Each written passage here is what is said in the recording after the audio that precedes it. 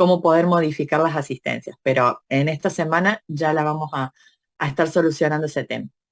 Respecto a los trabajos prácticos, al grupo, perdón, del trabajo práctico integrador, vi los grupos que ya se habían registrado, ya anoté los que no tienen grupo, así que hoy a la noche les va a estar llegando el mail a cada, digamos, a cada grupo, el mail de los 4 o 5 integrantes del grupo para que se comuniquen entre ustedes.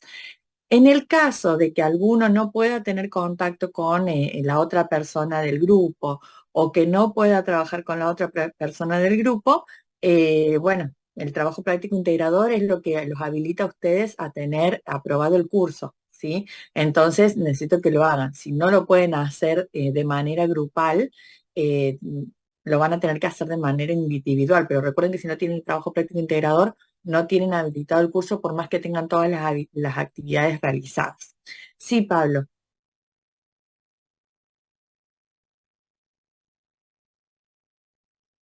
te escucho o te leo, no sé, me decís una consulta.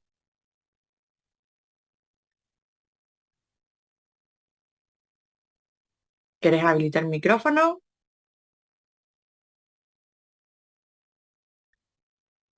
Ah, bien, bueno, entonces espero a que me escribas, no hay problema. Bueno, mientras tanto, voy diciendo. Hoy vamos a trabajar todo lo que es la persistencia de datos. Las diapositivas ya están en la plataforma. Mismo también les corregí a los que me mandaron las últimas actividades. Me faltan corregir algunas de las actividades uno y 2, que son los que mandaron, digamos, fuera después de la fecha, que se las voy a corregir, pero bueno, no llegué a tiempo ahora en este fin de semana. Sí, el resto de las actividades están corregidas. Hasta ayer corregí, no sé si alguno me han mandado después de que yo corregí ayer o en el transcurso de la mañana de hoy. Igualmente todo lo que me manden, si me esperan, yo se los corrijo, ¿sí? Por ahí no en el instante. Sí, Marcelo, veo que te levantas la mano.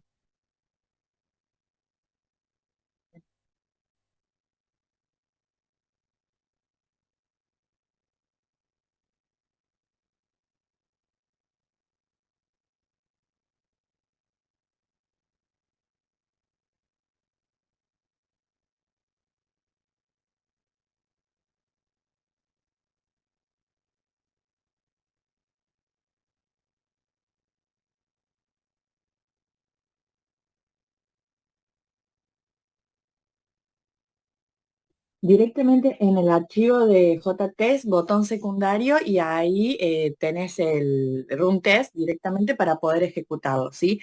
Igualmente respecto a eso, Marcelo, bueno, yo en el curso anterior lo di con Eclipse, no lo di tampoco con NetBeans, pero es más o menos parecido a Eclipse, NetBeans en el tema de ejecución de pruebas. Yo les voy a poner un link que pude lograr un alumno de Java inicial. Guardó todos mis videos y lo puso en YouTube, súper agradecida yo porque estuve buscando a ver si los encontraba, yo los había perdido. Así que ahí están, ahí les pasé el link, donde están todos los videos de Java inicial de las clases que di yo, ¿sí? Y ahí está anotado por temas. ¿Por qué digo esto? Porque por ahí ustedes me preguntan algo particular, no todos los profes damos las clases de la misma manera. Por ejemplo, yo me basé en Eclipse porque las diapositivas estaban en Eclipse, ¿sí? Entonces, por ahí puedo resolver algún problema que me digan puntualmente de la clase que di yo. En el caso de IntelliJ, yo no he probado IntelliJ con las pruebas, pero todos los IDEs son iguales. Si vos te vas al archivo de test, o sea, al archivo donde vos ejecutas las pruebas, botón secundario, ejecutar test y se corre directamente el test. Sí, así que espero que con eso puedas solucionarlo, Marcelo. No, de nada. Otra, sí, Eric. Hola, profe, buenos días. Yo quería nada más que comentarle algo, ¿sí? Yo vengo, o sea, yo no hice el primer tramo, ¿sí? Entonces estoy tratando de, si bien tengo unas nociones de programación, pero bueno, estoy viendo los temas del repaso, ¿sí? A mí lo que pasó es que el repaso está como desordenado, ¿sí? Por ejemplo, te empieza mostrándolo unos test y después te explica lo que es el testing y te explica lo que... ay, no me sale ahora. Maven. Por eso, por ahí no he querido presentar la actividad. De hecho, o sea, no sé si muchos se han dado cuenta, pero una de las primeras actividades, el diagrama está hecho justo en el repaso que nos han puesto, ¿sí? Lo que es el tema de las materias y todo eso. Pero era nada más que eso, comentar que por ahí prefiero ir un poco más lento, eh, y- pero ponerme al día bien, ¿sí? O sea, No hay problema, Eric. Yo corrijo todas las actividades, no importa en el tiempo en que ustedes me la manden, ¿sí? Yo las corrijo, lo único que me van a tener que tener un poco de tiempo porque ¿qué es lo que yo hago? Corrijo desde la última actividad a la primera por una cuestión, digamos, para ir corrigiendo bien las actividades de la clase para aquellos que me van al día con las actividades entregadas. Ahí en el link que te pasé, Eric, creo que está en orden. No recuerdo bien ahora, pero creo que está en orden. Igualmente podés ver el video que hice medio en primero y después el de J-Unit. Con respecto, sí, las actividades que les damos acá son parte de las que ustedes están en Java inicial, justamente porque es para que ver los conceptos que ya venían, si ustedes los tienen o no los tienen, ¿sí? Para si no los tienen, para repasarlos. Igualmente, con el tema del testing, por eso les dije que si la actividad me la entregan sin las pruebas, no va a haber problema. Yo no iba a evaluar las pruebas. Es más, hay alumnos que hay alumnos que me pasaron los ejercicios sin realizar las pruebas, igualmente están aprobados, ¿sí? La idea es que ustedes sepan por ahí hacer JUnit, que en este curso no lo vamos a ver. En este curso vamos a estar más basados en lo que es base de datos, ¿sí? Hoy empezamos con base de datos y las próximas clases es toda la parte de persistencia. Eh, sí, Gonzalo, Hola, buen día. buen día. ¿Sabes qué soledad a mí? No sé, es como que tengo también alguna traba con el tema de patrones de diseño. Bien. Con el documento y el video dije, bueno, está bien, seguí investigando en internet, pero es como que hay algo con los patrones de diseño que no sé, debe ser práctica, me imagino. Que no puedo destrabar, ¿viste? Es como que lo veo, lo entiendo y a la hora de hacerlo digo, bueno, ¿por dónde arranco? ¿Cómo identifico qué patrón es? Vimos dos, y en el ejemplo del reproductor de temas, entiendo que lo que estoy viendo es que las cosas se repiten para cada tipo de tendencia, digamos, del tema, pero no pude identificar un patrón viendo el ejercicio. Digo, ¿cómo lo puedo, no sé, quizás una serie de pasos para identificar, ¿viste? Me pasó Bien, eso. eso es una cuestión de práctica, ¿sí? Al principio es como que uno no entiende o no sabe qué patrón utilizar, es una cuestión de práctica. Yo lo que pensaba, porque la clase de patrón fue muy corta, ¿sí? O sea, una sola clase y hay mucho por hablar. Y ahora me tengo que basar más en lo que es base de datos, porque ustedes tienen que llegar a guardar en una base de datos. Pero está bueno que sepan patrones para poder realizar un modelado. Si bien ustedes no tienen que ser los diseñadores del sistema, porque ustedes están aprendiendo un lenguaje, o sea que en realidad lo que van a hacer es programar en ese lenguaje, ¿sí? Yo lo que voy a hacer en realidad es hacer un video aparte con algunos patrones más, pero solo ejemplo, no teoría, ¿sí? Porque la teoría que nosotros vemos acá en la clase, en las diapositivas, es mucha teoría y en realidad ustedes, para mí, necesitan más la práctica. Sí, Entonces tal yo voy a, cual. Ejemplos voy a como hacer para poder empezar a asociarlos, ¿viste? Porque, qué sé yo, encontré uno de Tamagotchis que había que darles de comer para un diagrama de patrón de estados y no sé, no, no me alcanzó.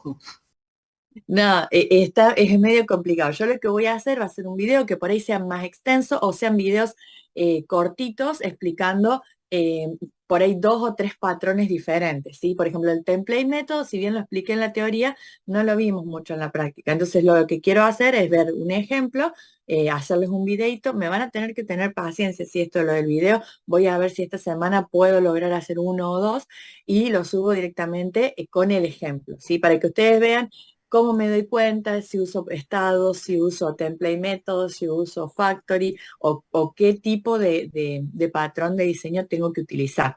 Si bien ustedes en realidad lo que tienen que hacer es plasmar lo que ustedes tengan en el diseño en una programación para aquellos que estamos desarrollando de manera individual, es como vos decís, Gonzalo, nos tenemos que dar cuenta qué patrón tenemos que utilizar, ¿sí? Entonces, sí, está complicado si no lo vemos, y eso es cuestión de práctica, ¿sí? No Dale, es, gracias. hay algo, no hay reglas que uno dice, bueno, me memorizo estas reglas y hago esto, no, es cuestión de No, práctica y no, darte. no. Y a veces uno utiliza un patrón de diseño y termina modificando el diseño, el diagrama de clase porque no es óptimo para el dominio que tiene, ¿sí? Pero sí vamos Pasa a dar, eso, ¿no? Vos sabés que eso me trabó a mí, porque empecé con uno y es como que a la fuerza lo iba a hacer andar, pero ya perdía el concepto de ese patrón en sí. exacto, uno por ahí se obliga a usar ciertos patrones porque dice, tengo que trabajar con patrones de diseño. Y se obliga a trabajar con ciertos patrones. Y a veces, cuando pasamos a dominios particulares, vemos que esos patrones nos involucran más tiempo y no nos resuelve el problema. Entonces, está bueno que lo sepamos y que tratemos de implementarlo, pero no se vuelvan locos si no lo pueden implementar de esa manera y lo tienen que hacer de otra. Van a ver que yo en las correcciones que les di, a muchos les dije, yo haría tal cosa, por ejemplo, en las canciones todos me ponían artista y álbum como un atributo, ¿sí? Yo a todos les pondría, yo tendría artista y álbum como digamos, como un objeto aparte. ¿Por qué les digo yo haría y no se los obligo a hacer? Porque el modelado es algo muy particular dependiendo del dominio y el programador y el grupo de trabajo. Entonces yo no puedo obligarlos a decir, no, el diseño es así. Aparte tampoco estoy dándoles un curso de diseño de sistemas, ¿sí? Estoy dando un curso de Java. Entonces yo lo que quiero hacer es que ustedes sepan implementar los patrones, en el caso que se crucen con patrones, en el lenguaje Java. Sí, Marcel.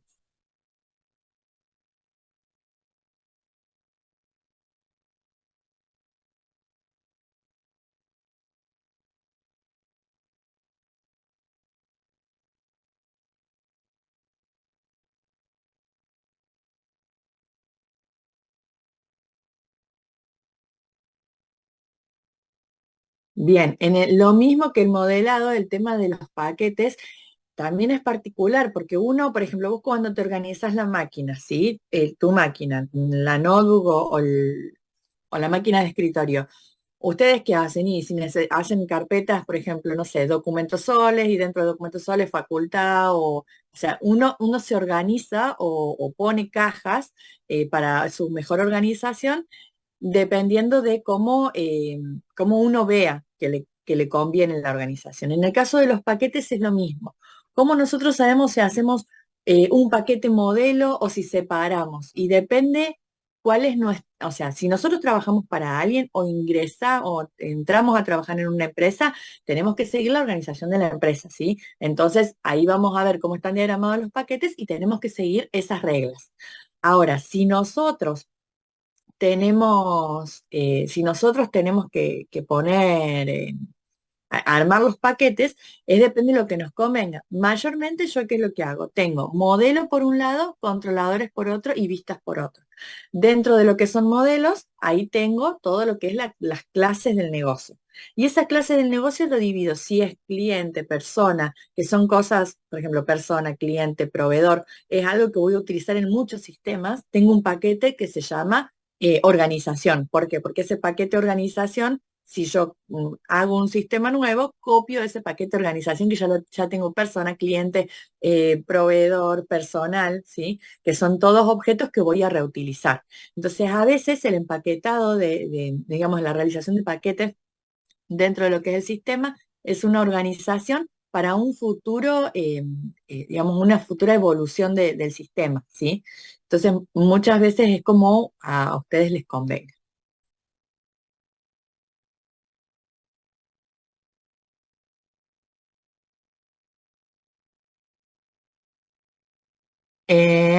Bien. Pablo, vos me estás diciendo, estoy viendo que tenés problema con el micrófono. A mí no me aparece que yo te tenga que habilitar, ¿sí?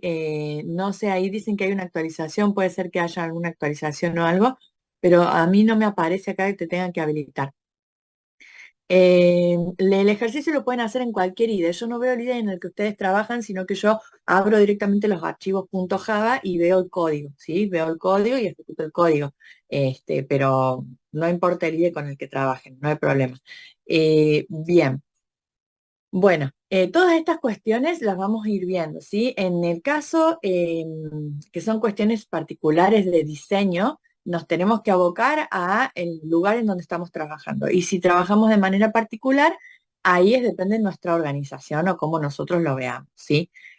Lo que les voy a pasar ahora es un link de un archivito que vamos a utilizar, que es simplemente para que ustedes, un archivo, perdón, una herramienta es un sistema para que ustedes, digamos, va descargando y después del recreo lo vemos, ¿sí?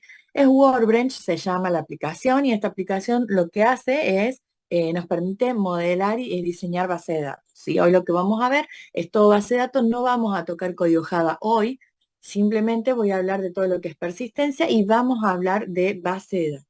¿Para qué? Para que la clase que viene, ahí vamos a ver cómo hacemos para pasar nuestra base de datos, en nuestra clase, el diagrama de clase a la base de datos. Pero si no tenemos los conceptos de persistencia, no lo vamos a poder hacer, ¿sí? Entonces hoy la clase va a ser más teórica, la parte práctica la vamos a hacer con el Workbench, pero lo pueden utilizar con cualquier gestor de base de datos, ¿sí? No es puramente que lo tengan que hacer sí o sí con este. Yo les doy una herramienta porque me parece quizás que les puede llegar a ser más útil y ser más fácil. Pero si alguien tiene otro mismo, con el Access, el de Microsoft Access, que es base de datos, también pueden hacer lo mismo que vamos a hacer ahora, ¿sí? Así que no hay problema. Bien. Es muy útil, sí, el Workbench lo que me permite a mí es, sí, pueden utilizar Sam. Lo que me permite el Workbench es pasar mi diseño de base de datos automáticamente a mi base MySQL, ¿sí? O sea, yo hago el diseño y cuando sincronizo con la base de datos me crea la base de datos MySQL y no tengo que crear la base de datos. Simplemente por eso me parece que es muy útil esta herramienta. Bien, bueno, vamos a Vamos a compartir pantalla y vamos a empezar la clase de hoy, ¿eh? Vamos a correr un poquito de acá porque si no. Sí, el PHP MyAdmin también lo pueden utilizar. Sí, sí, lo que vamos a hacer ahora es cómo armar la base de datos. Y vamos a ver los atributos, los tipos de datos, que lo pueden hacer con cualquier motor de base de datos. No hay problema en eso. Bien, yo simplemente les paso con lo que yo voy a trabajar en la clase para que ustedes lo vayan teniendo. Bueno. Vamos a ver la parte ay, perdón, me equivoqué de diapositiva, dije clase 5 y nos fuimos a la clase 4. Bien, ahora sí, persistencia, ¿eh? Digo, este tema ya lo vimos y vamos a repetir.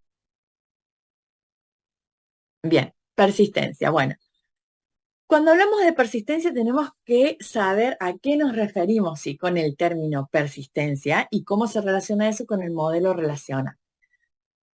Cuando hablamos de persistencia en sí, lo que estamos diciendo es que queremos persistir o queremos guardar datos de nuestro sistema para que cuando se ejecute nuevamente esos datos estén. Porque si no, nosotros cualquier cosa que venimos haciendo ahora, ejecutamos una vez el sistema, probamos todo, nos da los resultados, pero cuando yo cierro el sistema, los datos se pierden, no se guardan en ningún lugar. La persistencia justamente es eso, es los datos que nosotros tenemos, almacenarlo en algún lado. Ese almacenamiento no siempre se da en base de datos, ¿sí? Hay diferentes tipos de persistencia. Mayormente uno trabaja con una base de datos. Pero los tipos de persistencia que tenemos son diferentes. Por ejemplo, tenemos la persistencia en memoria. ¿Qué llamamos persistencia en memoria? Por ejemplo, la que la vamos a guardar, por ejemplo, en un teléfono, ¿sí? En un teléfono tenemos el SQLite, ¿sí? Que es la base de datos que está en la memoria del teléfono. No estamos hablando que vamos a guardar en un motor de base de datos y vamos a tener mucha información. Estamos limitados a la memoria del teléfono. La persistencia de archivos nosotros guardamos en archivos, pueden ser archivos TXT, archivos de Excel, archivos JSON, etcétera, ¿sí? Pero son archivos del sistema. La prevalencia, que cuando hablamos de la prevalencia, eh, estamos hablando de los, a ver cómo decirlo, los snapshots. ¿Conocen lo que es un snapshot? Sí, no. Bueno, no responden, por las dudas comento. El snapshot en realidad es como tomar una foto instantánea del momento de lo que tenemos en nuestra máquina, ¿sí? Entonces, ¿qué es lo que hace? Copia todo lo que tenemos en ese estado en la máquina y eso es lo que resguarda, es lo que guarda, ¿sí? El tema de la prevalencia es que puede llegar a tener errores. Claro, como los puntos de recuperación de Windows, sí. Lo que hace es hacer una copia, una instantánea de lo que nosotros tenemos y eso es lo que persiste, lo que guarda. ¿Qué pasa? Si ese snapshot no lo guardamos con un backup de la información que tenemos, eh, lo que va a pasar es que eso puede estar errónea esa captura, ¿sí? Entonces, cuando hablamos de prevalencia no es 100% segura si no lo combinamos o no lo relacionamos con lo que es un backup de datos. Después tenemos lo que es la persistencia ortogonal, ¿sí? La persistencia ortogonal es parecida a lo que es la prevalencia, pero tiene como un guardado de estados. Es, por ejemplo, a ver, es como que si fuese algo transparente. ¿Vieron cuando se suspende la máquina? Cuando nosotros suspendemos Windows. ¿Qué pasa? Cuando volvemos a abrir Windows, tenemos todo como estaba. Bueno, y todo eso, todo como estaba, no es que hace una captura de pantalla, sino que lo guarda de una manera transparente para que nosotros no nos demos cuenta de que en algún momento guardó esos estados que tenemos en la máquina. Eso es la persistencia ortogonal. Es lo mismo que con lo que trabajan las virtual machines, o sea, las máquinas virtuales, ¿sí? Es una persistencia de estados que me permite a mí hacer de cuenta que no me fui del sistema, no me fui de la aplicación o del sistema operativo, ¿sí? Y después tenemos las persistencias en base de datos, que es a lo que nosotros vamos a apuntar, sí, con nuestro sistema. ¿Qué es la persistencia en base de datos? La persistencia en base de datos es guardar todo lo que nosotros, esperen que no llego a leer que están escribiendo en él. Es guardar todos los datos que nosotros respondiste, Dariana. La persistencia en base de datos es guardar toda la información que nosotros tenemos en los objetos, ¿sí? En una base de datos. Y una base de datos es un conjunto o agrupación de información. Y ahora esa base de datos puede ser diferente. Puede ser una base de datos objeto, puede ser una base de datos no SQL o una base de datos relacional. Ya vamos a ver las diferencias entre uno y otro. Vamos primero a lo que es persistencia en memoria. Bueno, como le dije, es la capacidad de guardar los datos, ¿sí? En algún lado, mayormente una RAM o, bueno, aunque la RAM, como dice ahí, es un medio volátil, o sea que en algún momento se pierde esa información, ¿sí? Pero tenemos que ir guardando los datos en algún lado, como una caché. Por ejemplo, Java tiene una parte de caché en donde nosotros vamos ingresando datos y se va guardando en la caché. Mientras nosotros no limpiemos esa caché, los datos están ahí, entonces los puedo tomar. Es lo mismo que una página web. Una página web tiene una caché en donde nosotros los datos se van guardando ahí hasta que lo limpien. Eso sería una persistencia en memoria. O si no, también lo que les comenté en el tema de los celulares, que los celulares tienen una mini base de datos interna que se llama la SQLite. Esa SQLite es una base de datos que permite guardar, ¿sí?, información en el celular. Pero esa información solo está en el celular. O sea que si yo quiero compartir esa información con otra persona, esa base de datos no es que está en la web, está en la memoria del celular. Cuando nosotros hacemos las apps nativas que son propias para el celular, sin conexión a base de datos, usamos sin conexión a internet, utilizamos esta base de datos que es la SQLite. Esta base de datos me permite guardar información. Está limitada, lógicamente, por la capacidad del celular. Cuando nosotros hacemos los tests también estamos teniendo una persistencia en memoria, porque cuando nosotros ejecutamos los tests tenemos que tener ciertos datos guardados para ejecutar esos tests y que me dé esa información. Eso también es una persistencia en lo que es memoria. Después, bueno, como dijimos, tenemos la persistencia en archivos. Profe, Sí, acá está, ya puedo solucionar el tema del micrófono. sí, Pablo.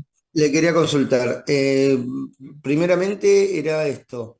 Usted dijo que si no lo hacíamos con la automatización de testing, estaba bien también el ejercicio.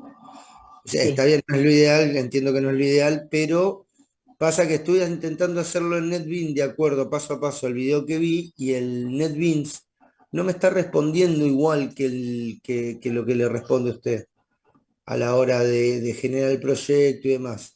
O sea, me genera, por ejemplo, en .com no me genera la posibilidad de hacer otra clase, no me genera, o sea, no me responde de la misma forma, no me aparecen lo mismo que le aparece a usted.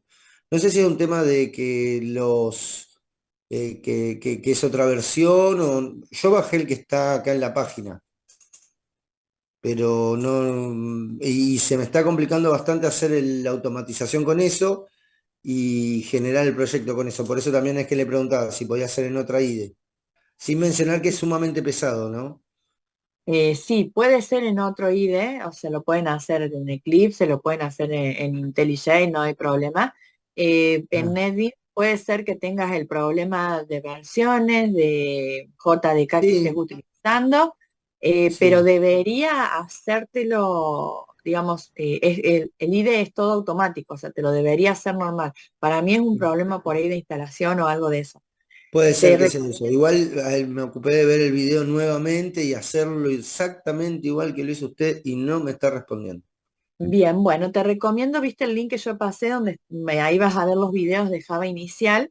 Sí, Yo en Java inicial lo hice en Eclipse, entonces por ahí, pues, por ahí es una otra forma de que vos lo puedas ajá. hacer con otro IDE. Y ahí por ahí lo explico más detenidamente, porque yo acá en yo por ahí lo explico de otra manera, uno no da dos clases exactamente iguales, ¿no? Claro, Entonces, por ahí te queda más claro en aquel video que por ahí acá que lo hice medio rápido y por ahí me salté algún paso que para mí era algo obvio y no lo dije bien puntual. En Java perfecto, inicial lo hago bien detallado. Te perfecto. recomiendo Y que puedas ver ese video. bueno, sí, sí, sí, voy a ocuparme seguramente hoy de verlo. Igual inicialmente ya le aviso que lo voy a hacer en Eclipse porque es algo que ya más o menos entiendo. Y lo otro con respecto a esto de base de datos, ¿lo puedo hacer en MySQL o en SQL? Yo no digo, digamos, no elijo una base de datos, es la que ustedes sepan trabajar. Aquel que no trabaje en ninguna base de datos, vemos una base de datos, pero vamos a ver la clase que viene cuando hagamos la conexión, que no nos importa la base de datos con la que trabajemos, ¿sí? Porque vamos a hacer una conexión con un JDBC que, digamos, directamente vamos a poner ahí qué base de datos es, el driver que vamos a utilizar, la dependencia en Maven y ya está. Son Perfecto. tres cositas. Así que no hay Igual, problema con el tema. y una cosa más, hay clases asincrónicas de Java inicial dentro de la página que estuve viendo para ver el tema de esto que les decía que no tenía muy claro el tema de las clases, de los métodos, de la herencia de clases y demás, o de las instancias de clases. Hay una clase, pero no está dada por usted, está dada por otro profesor, ¿puede ser? Claro, en realidad yo no sé lo que ustedes le dieron de repaso, chicos, yo no sé, calculen que somos como 200 profes dando estos Ah, cursos, ¿sí? Porque es a perfecto. nivel nacional. Entonces, yo realmente no sé qué documentación o qué información pusieron del profe. Nosotros tenemos unos lineamientos a seguir, que son los lineamientos que yo les voy mostrando, son las diapositivas. En Java inicial pasó lo mismo, pero después cada profe puede modificar esas diapositivas. Yo Ajá. no sé, porque no tengo acceso a lo que ustedes le dieron como actividad de repaso. Sí, Por sí, eso actividad de repaso dieron hasta, o sea, como que el profesor este empezó con hasta desde sintaxis hasta que quería decir el operador punto, todo, o sea, bien sí, detalladito lo vi. sé que le dieron todo lo de Java inicial. Por Sí, eso me puse en campaña y me contacté con algunos alumnos de Java inicial para ver si alguno tenía resguardado mis videos, por una cuestión de que si ustedes me hablan particularmente de un video mío, yo tengo acceso a esa información, ¿sí? Entonces les puedo claro, decir qué es lo que quise decir. lo que ustedes me hablan de la documentación, si bien todos los profes tenemos los mismos lineamientos, no todos lo No damos enseñan igual, ¿sí? igual, claro, Exacto, claro. no de la misma manera y no con las mismas herramientas. Podemos Bien. nosotros elegir las herramientas que le damos a ustedes. Una cosita Ya, más y no le interrumpo más, así puedo seguir dando la clase. Le pido disculpas trabar la clase ahora, pero eh, la consulta era, ¿pudo, no sé si llegó a corregir el trabajo número 3? corregí el 4, el 3, el 2, algunos, y me falta terminar los últimos que me mandaron del 2 y los últimos que me mandaron del 1. De todas Pero formas, el 4 lo podemos entregar hasta hoy a las 12 de la noche. yo a todos les mandé, o sea, eh, yo a todos les mandé los comentarios, ¿sí? Yo lo corrijo y les mando los comentarios en la nota y unos comentarios, ¿sí? Al que no le llegó es porque todavía por ahí no llegué Bueno, ¿bien? Bueno, muchas gracias, eh, profe. Hasta luego. no hay problema. Seguimos con la clase porque si no nos va a ir mucho. Bien, estábamos con la persistencia en archivos, ¿sí? La persistencia en archivos es como si nosotros guardáramos en un TXT, si guardáramos en un Excel, si guardáramos en un JSON, ¿sí? Simplemente son diferentes formatos y cada formato tiene un estilo diferente, digamos, una forma, una estructura diferente. Sabemos que si hablamos de un JSON, tiene una estructura de objetos. Ahora, si hablamos de un CSV, estamos hablando tipo de un archivo TXT, o sea, con archivos que separados por punto y coma, por comas, en donde también podemos crear objetos, pero no es tan así la estructura. Para trabajar persistencia en archivo, lo primero que tenemos que saber es la estructura, con qué tipo de formato vamos a utilizar y la estructura de ese archivo. Leemos, lo podemos leer, tomar los datos y guardar datos. Simplemente eso es persistencia en archivos, que en este curso no lo vamos a ver. Si ustedes después, para el trabajo práctico, necesitan hacer una persistencia en archivos, no hay problema, pero particularmente en este curso no vamos a ver persistencia en archivos. Bien, lo que sí vamos a ver es persistencia en base de datos y acá es donde nos vamos a detener y nos vamos a detener mucho, ¿sí? Eh, el sistema, la persistencia en base de datos no implica siempre que sea en una sola base de datos, ¿sí? Yo puedo tener una base de datos local, puedo tener una base de datos online, ¿sí? En un hosting, puedo tener una base de datos en un servidor y otra en mi misma máquina, puedo tener una base de datos en Hibernate, perdón, en Postgres, otra base de datos en MySQL. No es ni un solo motor de base de datos, ni una sola base de datos para un mismo sistema, ¿sí? ¿Que tengo que codificar de manera diferente? Sí, tengo que codificar de manera diferente. Pero puedo tener en un mismo sistema conexión con varias bases de datos y con varios, no solamente bases de datos, sino motores de base de datos. ¿Y por qué yo digo base de datos y motores de base de datos? Por ahí el que no vio base de datos en algún momento dice a qué se refiere la profe.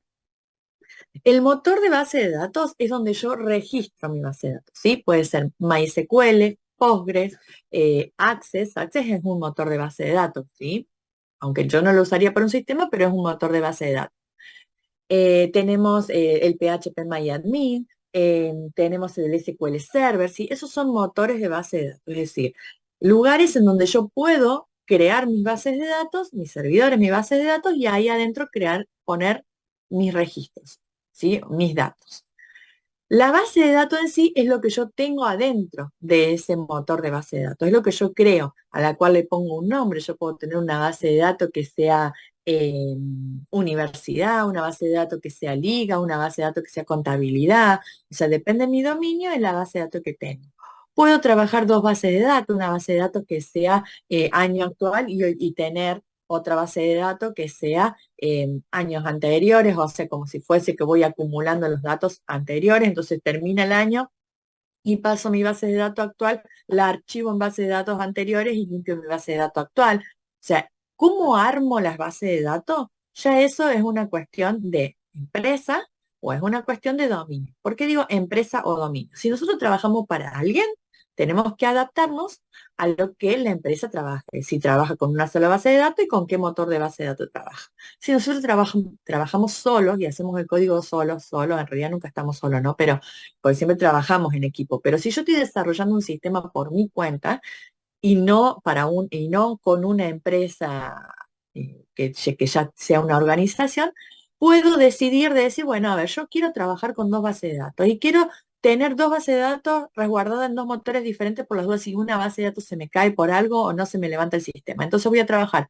con Postgres y con MySQL. Voy a tener que programar distinto, pero lo puedo hacer, ¿sí? No es que la base de datos es única por el sistema, sino que puedo tener varias bases de datos. No sé si me expliqué, pero eso no depende, eso depende, digamos, de cómo ustedes lo quieran manejar en el caso de que no trabajen para una organización. Si no, siempre nos acomodamos a cómo la organización trabaja. Eh, ¿Qué es lo que nosotros tenemos que saber? ¿Cómo vamos a manejar o cómo vamos a relacionar, ¿sí?, nuestros objetos con los datos que se persisten? ¿Sí? ¿De qué manera o cuáles son los mecanismos con los cuales vamos a poder hacer esto? Em, a ver, ¿qué es lo que nos dice particularmente ahí? La interoperabilidad es un atributo de calidad que se maximiza en este caso, ya que los datos persisten de forma independiente a los sistemas que se manipulan. ¿Qué es lo que me está diciendo? Bueno, yo quiero resguardar o guardar datos de un sistema que es estructurado, ¿sí? Programado de manera estructurada, no es con objetos. Bueno, lo voy a estar guardando de una manera. Los atributos, los registros van a ser de cierta manera. Ahora yo lo quiero guardar, y yo tengo un sistema orientado a objetos y quiero guardar cada uno de los objetos. Bueno, entonces la manera o el mecanismo de resguardar esta información va a adaptarse a mi diagrama de clase. Si bien no va a ser exactamente igual, se va a adaptar a mi diagrama de clase, ¿sí? Y también tengo que ver cómo resguardar esa información para después poder recuperarla. Es fácil guardar, pero después tengo que traer.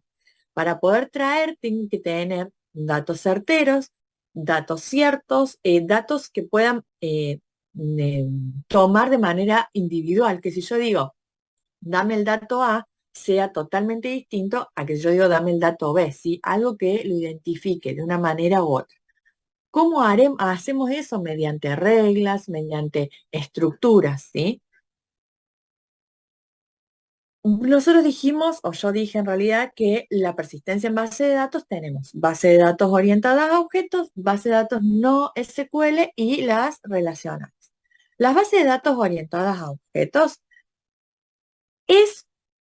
no se usan tanto. ¿Por qué digo que no se usan tanto? Porque cada uno, o sea, cada uno de los lenguajes de programación arman la estructura de objetos de manera diferente. Una cosa es trabajar con Java, en donde las clases la arma public class y dentro de public class tiene la definición de cada uno de los atributos, que trabajar con Python, que en Python yo armo la clase y no necesito definir cada uno de los atributos, ¿sí?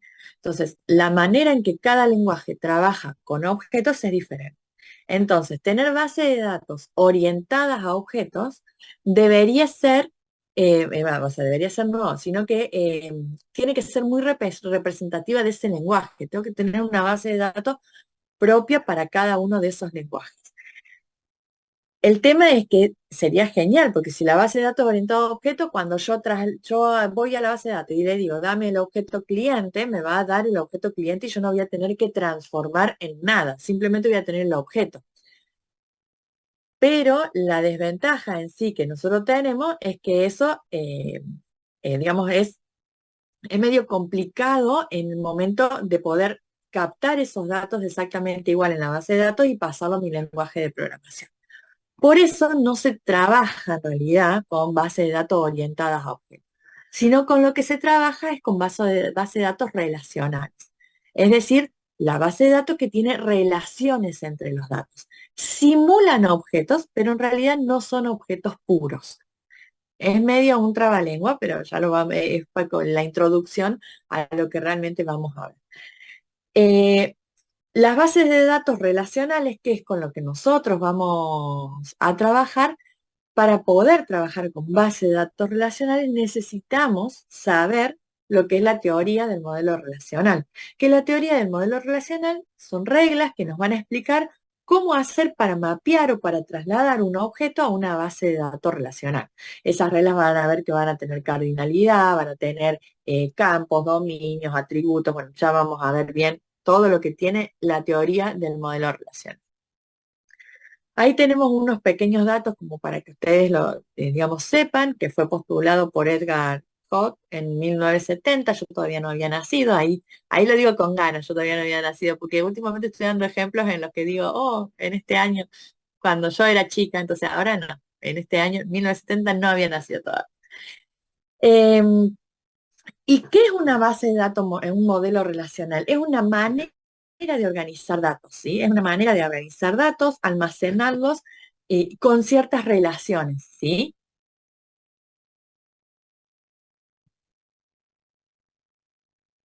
Em, Chicos, no sé qué es lo que... va a ver, vamos, hago un paréntesis con esto, ¿sí? Yo no tengo drama de responder consultas en la clase, sé que por ahí otros no tienen las mismas consultas, así que estaría bueno que sí que las consultas me las hagan mediante mail, sí, yo los respondo, no hay problema, o mediante los mismos mensajes de la plataforma.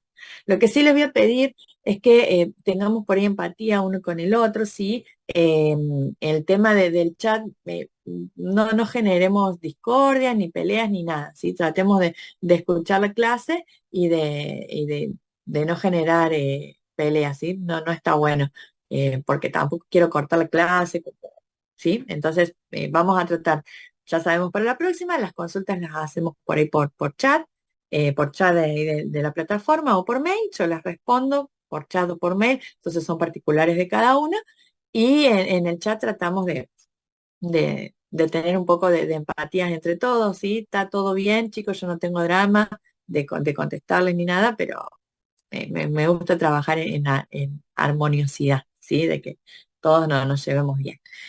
Bien, seguimos con el modelo relacional, ¿sí? Bueno, como dije, todos los datos se almacenan mediante relaciones. ¿Qué significa relaciones? Es cuando unos datos se agrupan con otros datos, ¿sí? Cada una de esas relaciones, ese conjunto de relaciones, se llaman tuplas. Ya la vamos a ver bien en lo que es la estructura, ¿sí? Y lo que hace es facilitarme organizar muchos datos, grandes volúmenes de datos. Cuando nosotros hablamos de una base de datos relacional, estamos hablando de base de datos que por ahí tenemos, no sé, 1 millón de registros o más, ¿sí? Estamos hablando, por ejemplo, imagínense, un supermercado tiene una base de datos para registrar primero los productos que tiene. ¿Cuántos productos podemos tener en un supermercado? ¿Cuántas marcas, cuántos productos, cuántos precios? Aparte de eso, imagínense en un supermercado registrar las ventas que se hacen diarias. Imagínense en un súper como, no sé, unas marcas grandes, Disco, Carrefour. Yo digo estas marcas, no sé si las conocerán, pero, o por ahí AC, Jumbo, bueno, una cadena grande de supermercados, ¿sí? Libertad, esas cosas que son supermercados grandes que por días tienen millones de ventas. Entonces, las bases de datos manejan mucha información. Si nosotros no logramos armar bien nuestra base de datos para trabajar con el sistema, empiezan a producirse tiempos de demora, empiezan a fallar la grabación de ciertos datos, empiezan a llenarse el lugar en donde guardamos la base de datos y no tenemos más espacio. Entonces hay que ver cómo lo organizamos de una manera tal en que podamos, digamos, trabajarlo bien, ¿sí? Y que sea eficiente nuestra metodología de trabajo. Cuando hablamos de la relación, cada vez que yo diga una relación, estoy hablando de una entidad, ¿sí? De una entidad o de un lugar en donde se almacenan los datos. Cuando hablamos de relación, de entidad, podemos decir el nombre de tabla, quizás sí, que por él le suene más que entidad o relación, pero en objeto, la tabla es la entidad y la entidad es el objeto en sí, la clase. La clase vendría a ser la entidad. Después tenemos la tupla. La tupla es el registro de la base de datos. Para pensarlo de una manera, el registro de la base de datos sería el renglón en donde yo tengo la información. ¿sí? Y el atributo, ¿sí? Del atributo es cada campo de esa tupla. Es decir, si la tupla es el renglón, cada una de las columnas del renglón, que es un dato diferente, que es cada uno de los campos, eso es un atributo, ¿sí? Entonces, exacto, la tupla es como una fila en Excel. La relación es como si fuese la hoja de cálculo del Excel y el atributo es como si fuesen cada una de las celdas.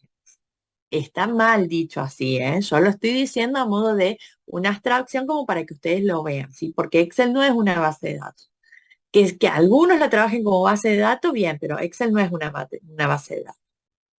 Bien, pero para que ustedes lo vean a simple vista, podemos decir que una entidad es una tabla, una tupla es un renglón de la tabla y un atributo es cada uno de los datos que están en ese renglón, cada columna.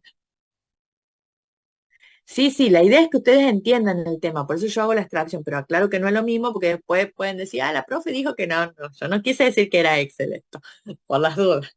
Bien, cuando hablamos en modelo relacional hablamos de dominio. ¿Qué es un dominio? Un dominio son los valores posibles que yo puedo tener en un campo. Por ejemplo, si yo hablo de el campo, a ver, estoy tratando de dar un ejemplo que sea consistente DNI, sí, pues bueno, sí podría ser DNI, yo lo armaría como una tabla DNI. En realidad, por ejemplo, el campo género, ¿sí? El campo género, yo te podría tener femenino, masculino o otro, ¿sí? En este caso son tres valores, o tres, o dependiendo con qué dominio estemos, digamos, estemos desarrollando, puedo tener dos, pero son valores particulares, ¿sí? Son valores posibles que puede llegar a tener un campo.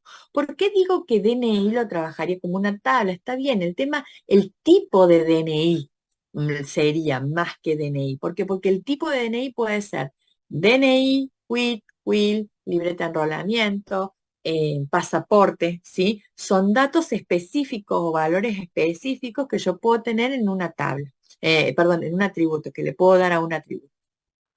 Cuando hablo de cardinalidad, hablo del número de tuplas. ¿Qué eran las tuplas? Que lo vimos en la diapositiva anterior.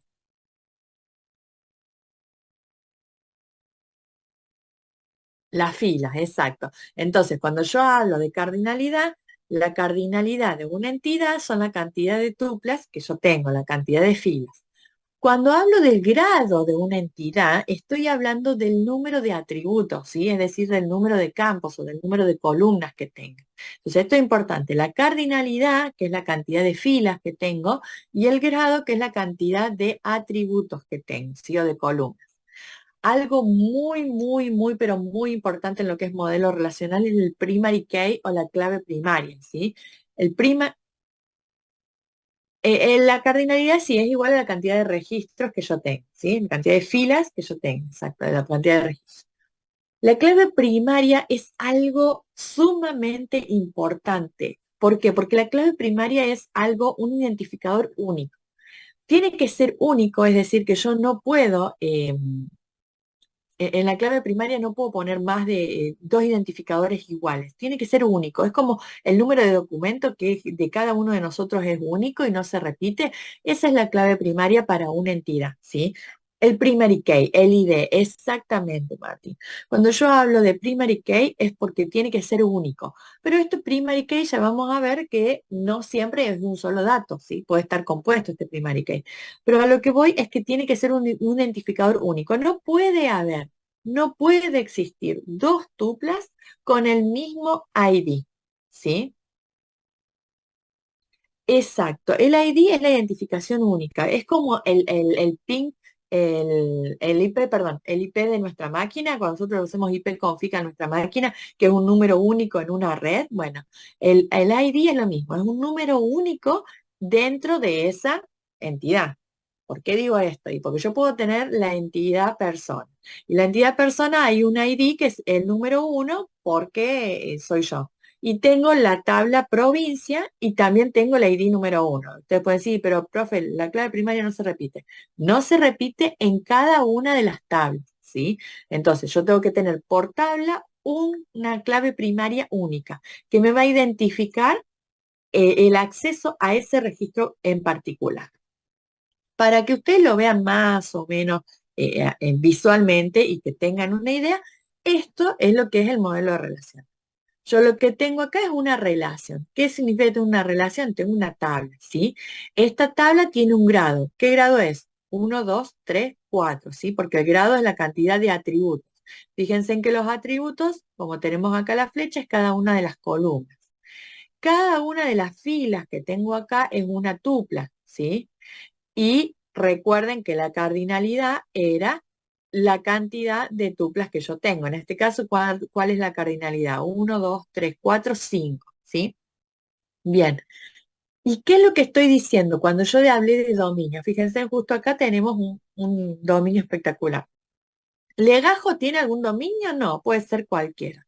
¿Nombre tiene algún dominio? No, pueden ser nombre que quieran. Fecha de nacimiento tampoco, pero regional sí tiene un dominio, es decir, no puedo tomar valores que no sean los que están acá. Vamos a hacer una comparación como para que lo entiendan. Vamos a comparar con Excel. En Excel vieron que ustedes en uno de los campos, ¿sí? En uno de las celdas, perdón, ustedes pueden poner eh, una flechita en donde se le va a desplegar y ustedes tienen opciones para seleccionar. Bueno, eso sería el dominio, porque no pueden poner otra información que no esté dentro de ese combo para seleccionar el dato, ¿sí? Eso es cuando hablamos de dominio de un atributo. ¿Está? O para que entiendan más o menos. Sí, Marcel. Exactamente, sí, sí, sí, puede ser ahí mi Martín me está preguntando lo mismo, exacto, porque son valores fijos, ¿sí? Si ya, a ver, y esto también depende de nosotros, ¿sí? Depende de los que estemos programando. Ese dominio puedo tenerlo como otra entidad aparte. ¿Por qué? Porque puedo decir, este dominio es la tabla de dominio regional. Entonces ya deja de tener estos valores acá, sino que esto es otra tabla de dominio. ¿Sí? Es una tabla en que solamente tengo esos valores registrados. Que no voy a registrar más que esos, pero bueno, las tengo como una tabla aparte. La clave primaria. Exacto, la clave primaria acá en este gráfico es el legajo. ¿Por qué? Porque el legajo no se puede repetir, sería un dato único. Dos personas no pueden tener el mismo número de legajos. Entonces, en este caso, el primary key sería el número de legajos. Que el primary key lo podemos tener como alguno de los atributos o también las bases de datos nos dan la opción de tener un ID, o sea, poner un nuevo atributo que se llama ID y ese ID que sea autoincremental. Entonces, de esa manera ya resolvemos el problema de el primary key, ¿sí? Directamente está autoincremental y ya está. Sí, puede ser una numeración aparte, pero es algo automático. Muchas veces cuando ya tenemos un valor que no debería repetirse, directamente utilizamos ese valor, ¿sí?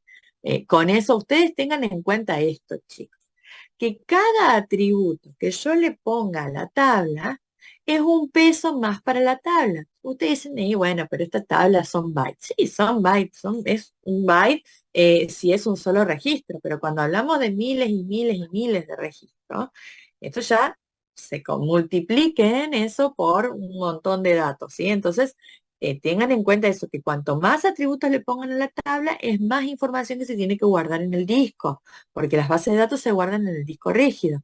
Entonces, es más información que se guarda, pesa más la base de datos y llega a pesar gigas la base de datos, ¿sí? Entonces, a veces no está tan bueno decir, bueno, pongo ID porque pongo ID, sino hay que analizar cómo armamos la base de datos. Por eso hay un montón de personas que se especializan en base de datos, porque no es algo así nomás. Es algo así nomás cuando nosotros hacemos un ejercicio acá en la clase o cuando hacemos un ejercicio para nosotros. Pero cuando empezamos a trabajar con sistemas, ustedes piensen, esta base de datos lo estamos haciendo para 5 nombres, 5 alumnos, ¿sí? Ustedes tengan en cuenta, Argentina programa. tiene más de 6.000 alumnos, ¿sí? Somos más de 200 profes. Imagínense en todos los datos que tiene cargada la base de datos de la plataforma virtual. ¿Vieron cuando ustedes a veces dicen, están andando lenta la plataforma? Y porque toda la información que tiene cargada, ustedes multiplíquenla no por ustedes, sino por la cantidad de personas que tienen, ¿sí?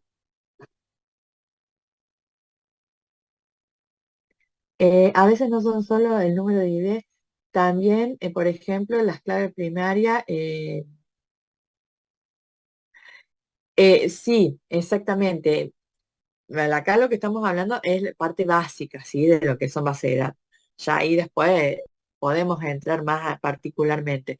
Pero sí tiene que haber siempre un identificador único, ¿sí? Algo que la haga única. A veces es compuesto, pero siempre es algo que lo haga único. Yo cuando acceda, en este caso a Hugo, tengo que saber que estoy accediendo a Hugo y no me puedo confundir de persona y acceder a otro registro. ¿Por qué? Porque esta tabla que nosotros vemos ahí, esta relación que nosotros vemos ahí, se va a asociar, se va a relacionar con otra tabla. Y si nosotros tenemos mal un vínculo o un número, la identificación la tenemos mal, sonamos porque nos estamos relacionando con cualquier cosa. Entonces eso hay que tener en cuenta, ¿sí? Bien. Eh, la base de datos relacional, que es lo que nosotros vamos a trabajar, justamente es relacional porque cumple con el modelo de datos relacional. ¿Qué significa el modelo de datos relacional? Que tiene una cardinalidad, que tiene un grado, que tiene trabaja con tuplas, tiene dominios, ¿sí? Todo lo que hablamos hasta ahora. Em, Bien, dice, en una base de datos relacional, cada vez que vean BDR, base de datos relacional, todos los datos se almacenan y se acceden a ellos por medio de relaciones previamente establecidas. Exacto, lo que les dije. Si una tabla con otra, ¿cómo nos relacionamos? Y a través de ese ID o de ese número de identificación única, ¿sí? Esas relaciones, bueno, fíjense que acá está lo que dijimos. Las entidades son tablas, ¿sí? Y las relaciones que tenemos entre las tablas se llaman relaciones bases. Existen diferentes tipos de relaciones bases. ¿Cómo los tenemos en un diagrama orientado a objetos? ¿Sí? Cuando nosotros hablamos de un diagrama orientado a objetos, recuerden que nosotros teníamos, por ejemplo, cliente, persona y el alumno. El alumno y tenía una materia. Ahí ya vemos o podemos pensar a simple vista que alumno y materia serían dos tablas diferentes. Pero ¿cómo se unen esa tabla alumno con esa tabla materia? En objeto, ¿cómo lo hacemos? Mediante digamos, una relación. Acá en las tablas exactamente de la misma manera. Nosotros en objeto decimos que alumno tiene un objeto llamado materia. En cambio, acá vamos a decir que la tabla alumno va a tener un nuevo campo, que es una foreign key, exactamente Marcelo, que esa foreign key es el número de ID de la tabla materia. ¿Sí? Ya vamos a ver cómo pasamos de un lado a otro. Eh, es para relacionar dos tablas. Exacto. El foreign key es para relacionar dos tablas. Exacto. Bueno, la tabla, fíjense en que acá la definición que nos da de tabla es la misma definición que es entidad, que donde en la tabla cada una de las tuplas es una fila, que a su vez contiene múltiples columnas, que son los atributos, es lo que dijimos recién, ¿sí? Y alguna puede tomar algún valor. Acá es donde hablamos de las claves primarias, ¿sí? Decimos que tenemos las claves primarias naturales, las subrogadas o compuestas. Es decir, existen diferentes tipos de claves primarias. Sí o sí, las claves nos tienen que decir que es algo único. Ya vamos a ver ahora cuando lo relacionamos de qué manera podemos relacionar la clave, digamos. Un ID natural sería el ID. Si el ID autoincremental, tenemos ahí una clave primaria natural. Compuesta y porque puedo decir, bueno, pero a ver, aparte del número de documento o del número de legajo, en este caso del alumno, es el número de legajo y la que habíamos dicho, que estaba no era sucursal, la regional. Entonces, el número de legajo con la regional, porque dos regionales pueden tener el mismo número de legajo, supónganse, ¿sí? Entonces, en ese caso, la tabla sería compuesta. Bueno, y así vamos a ver diferentes tipos de clave primaria. Los índices, vamos a ver que en las bases de datos relacional vamos a poder hacer índices y el índice lo que hace es mejorar la velocidad. ¿Por qué? Porque no es lo mismo, ustedes dirán, con 5 datos es una cosa, pero con 1.000 o millones de datos es diferente el tema del tiempo o la velocidad en la cual yo tardo, ¿sí?, en recuperar los datos. Teniendo índices, esto va mucho más rápido. ¿A qué me refiero con índices? Y bueno, los índices serían los identificadores o los atributos, ¿sí?, que me permiten a mí hacer un orden en la tabla y poder acceder de una manera particular. Estamos indexando la tabla, ¿sí? Estamos organizando por medio de un índice. Si yo, el índice que me genera automáticamente una tabla es del ID. ¿Por qué? Porque me ordena por ID. Yo lo que puedo decir, bueno, un índice es por nombre. Entonces, ¿qué pasa? Ese índice internamente se me va a almacenar como un orden de los nombres, porque el atributo es nombre, un orden del nombre. Entonces, si yo accedo al índice de nombre, voy a estar accediendo mucho más rápido a que si yo voy ID por ID y me fijo a ver cuál es el nombre que está antes, ¿sí? Es como que nosotros le damos unas prioridades en orden para poder acceder un poco más rápido a la tabla. Y les digo, chicos, que se accede muchísimo más rápido. Si, por ejemplo, mayormente en las páginas web, en las páginas, es como un filtro, exacto, Francisco. En las páginas web, si nosotros no tenemos acceso rápido a la información, la página queda dando vuelta y el loguito del relojito esperando a que la página me dé información. Cuando nosotros le aplicamos índices a las tablas de la base donde la página web va a traerme la información, cambia muchísimo la performance de la velocidad, ¿sí? La velocidad es espectacular. Cómo cambia cuando le aplicamos un índice y a una tabla que no lo tiene, ¿sí? Me genera una velocidad mucho más rápida. Ahora vamos a hablar de la foreign key, que ya lo habíamos hablado, que son las claves, la foreign key sería las claves foráneas, ¿sí? O la clave que me va a relacionar una tabla con la otra, en la que me hace referencia, ¿sí? Tenemos que tener en cuenta siempre que la clave primaria, la foreign key de una tabla, sí o sí tiene que ser clave primaria de la otra, porque si no, me va a dar un error, ¿sí? Fíjense que lo que dice ahí, tanto la clave primaria como la foreign key son índices. Y sí, ¿por qué? Porque me permite indexar, me permite buscar mucho más rápido por una clave primaria o por una foreign key que si voy dato por dato. Bueno, lo que acabo de decir es lo de integridad referencial, sí, lo que dije recién en la diapositiva anterior, que sí o sí la clave foránea tiene que ser clave primaria de otra tabla, porque si no el dato no existe, ¿sí? Entonces, para tener integridad en los datos, para que realmente haya datos correctos, digamos, se vinculen esos datos y exista la relación, necesitamos que la clave foránea sea sí o sí clave primaria de la tabla en la que estamos relacionando, ¿sí? Esto me va a permitir no solamente que existan los datos, sino también hacer, por ejemplo, una actualización en cascada o una eliminación en cascada. ¿Qué significa en cascada? Que todo se une, entonces elimino una cosa y se va eliminando todo lo otro. O actualizo un dato y se me va a actualizar todos los datos que están relacionados, ¿sí? En base de datos tenemos tipos de datos como en Java, son más o menos parecidos, en realidad son igual, lo único que uno tiene que saber, a ver, cuando estoy hablando de varchar en base de datos, ¿en qué tipo de datos estoy hablando de Java? Si dice que un varchar es una cadena de caracteres compuesta por letras, números y caracteres especiales. Un var, exacto, exacto. Un varchar en base de datos es un string en Java. Un integer en la base de datos, ¿qué tipo de datos es en Java? Ah, bien, int, exacto. No es un integer, ojo, porque recuerden que en Java nosotros tenemos el integer, ¿sí? Nosotros en base de datos, perdón, en Java tenemos el integer con mayúscula, pero el integer con mayúscula es un objeto. En realidad, en la base de datos, el integer representa al int.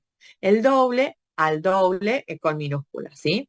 Exacto. Todos los datos que yo tenga en la base de datos relacional son datos primitivos en lo que es en lo que es en Java. ¿Está? Bien, claro, el integer es la clase wrapper, exacto. Eh,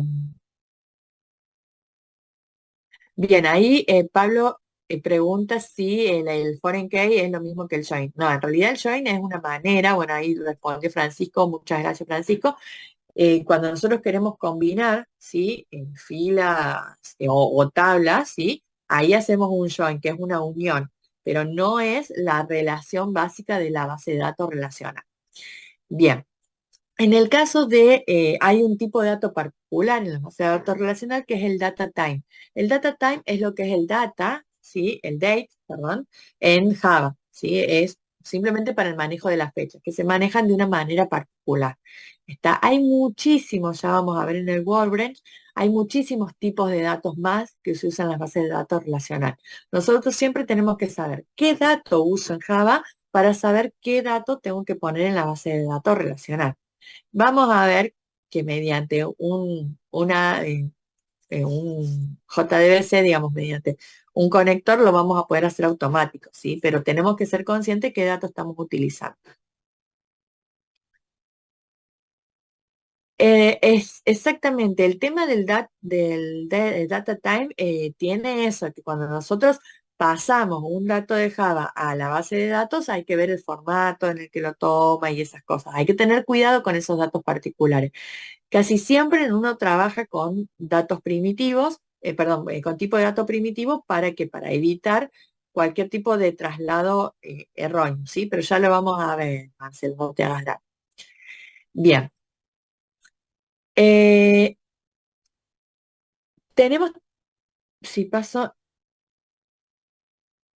en realidad, ¿por qué no vas a pasar un integer a la base de datos? Porque cuando nosotros armamos el objeto en Java, el objeto tiene atributos y los atributos tienen un tipo de datos, ¿sí? Cuando nosotros mapeemos ese objeto, ahí te va a decir que tenés que pasar un int. Entonces ahí te vas a dar cuenta que lo que estás usando en Java no es un tipo de dato primitivo. Recordad que los atributos son tipos de datos primitivos, excepto los objetos en sí que se relacionan. Bien, bueno, cuando hablamos de las constraints que tiene la base de datos relacional, ¿sí? En este caso son las restricciones. Las restricciones, ¿a qué nos estamos refiriendo? Y cuando un tipo de dato, por ejemplo, tiene que ser not null. A ver, si yo tengo que cargar datos de un cliente puede tener un nombre vacío? No, sí o sí el nombre tiene que tener un dato, un string. Entonces, en ese caso, puedo establecer restricciones en la tabla en donde no me permita valores nulos, por ejemplo, ¿sí? Eh, en ese caso, cuando nosotros ponemos esas restricciones, cuando queremos grabar un dato en la tabla que tiene alguna restricción, nos salta un error SQL, justamente porque hay un dato que sí o sí tiene que estar o que tiene un tipo de restricción en particular. Es las restricciones, pues yo hablé de la not null, pero pueden ser únicas, ¿sí? Que no acepte valores repetidos y ustedes me dicen, pero profe, la primary key no es única, es lo mismo. ¿O hay otro tipo de dato, otro tipo de registro en una tabla que no puede aceptar valores repetidos? Sí, no necesariamente la clave primaria es el único dato que tiene que ser único, ¿sí? Puede decir, bueno, a ver, yo en esta tabla no quiero, eh, por ejemplo, estoy registrando marcas, ¿sí? La marca tiene una ID, que es la que lo identifica. Bueno, pero yo no quiero que la marca tenga un nombre repetido, porque no voy a registrar dos veces la misma marca. Entonces, o sea, el mismo nombre de la marca, tienen que ser nombres diferentes. Entonces, en ese caso, nombre no es primary key, pero sí le decimos que tiene que ser único. Entonces, no me va a permitir repetidos. El check o el enum, sí, que es para ciertas, cuando nosotros decimos, bueno, este atributo o este campo tiene que contar con ciertos valores, ¿sí? Con ciertas condiciones. La primary key y la foreign key también son restricciones o constraints.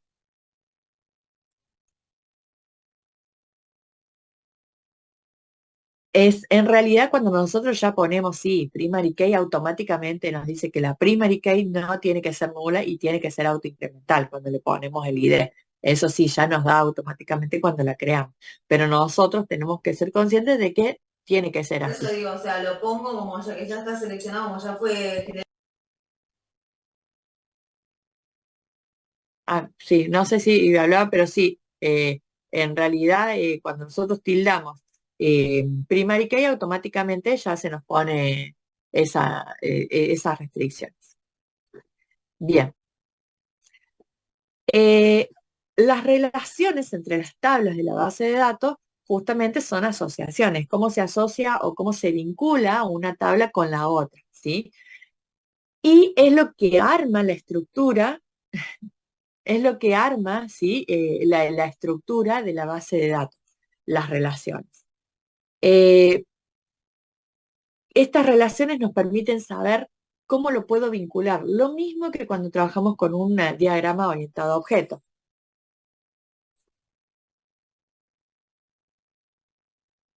No, no, los tipos de relaciones que vamos a trabajar son todas las relaciones, ¿sí? Ahí vamos a ver. Ya vamos a seguir, pero sí, las relaciones que podemos tener son todas, ¿sí? De uno a muchos, de uno a uno, de cero a muchos, ahí lo vamos a ver.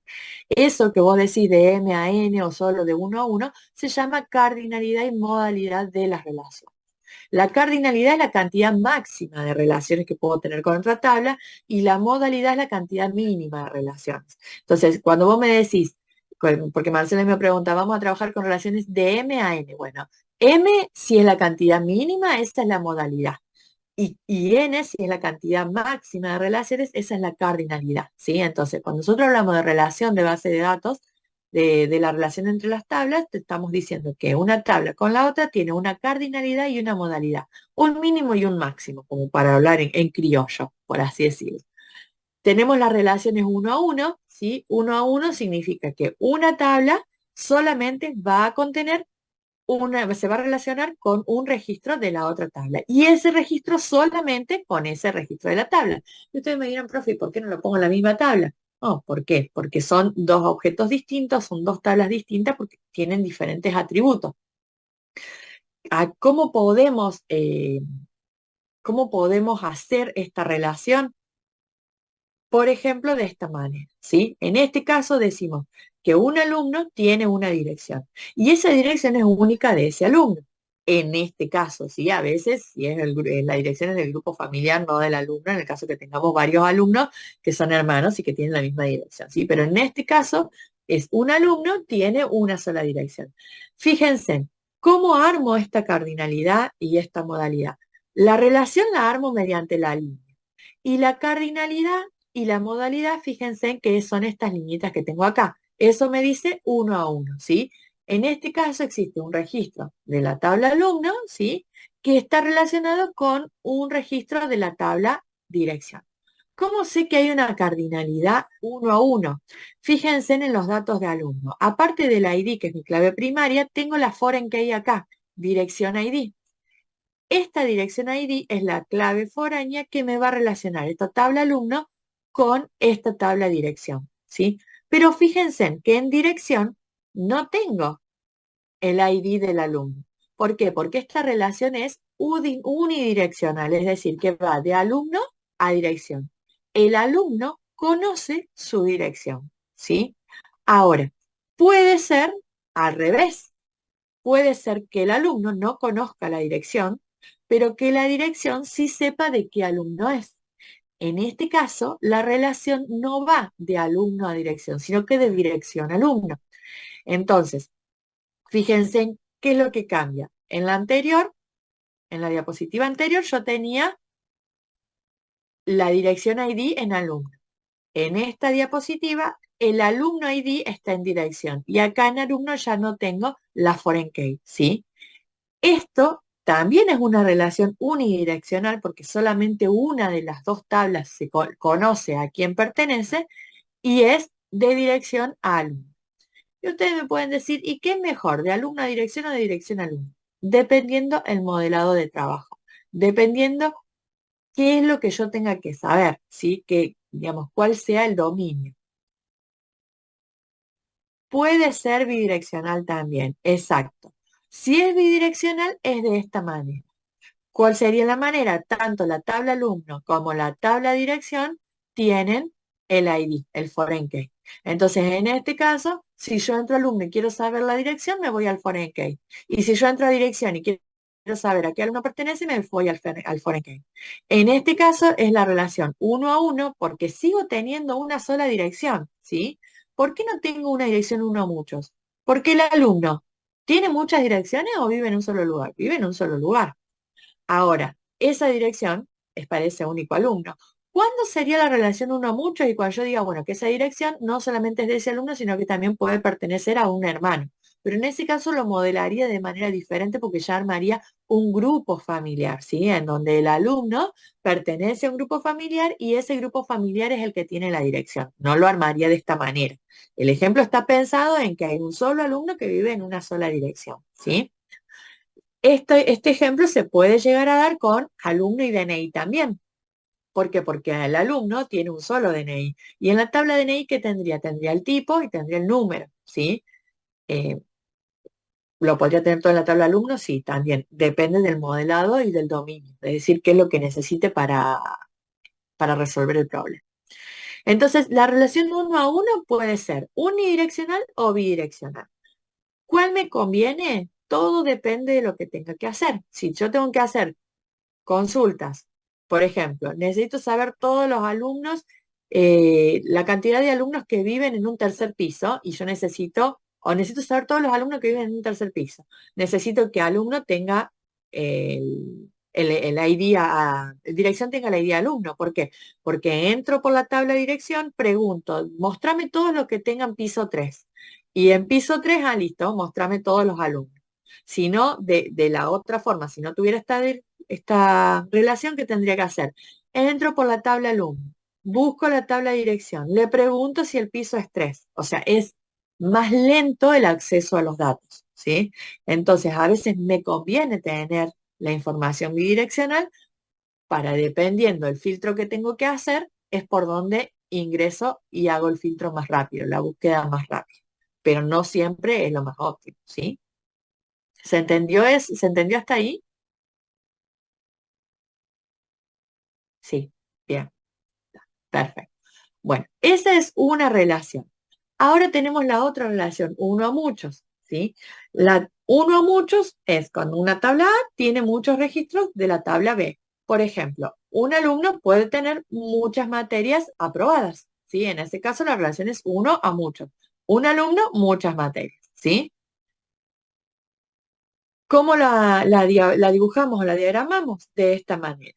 Fíjense en que alumno tiene, pero ya nosotros si lo trabajáramos en objeto, ¿qué es lo que le pondríamos en la clase alumno? Le pondríamos un set acá materias. Recuerdan que lo hicimos en la primera clase.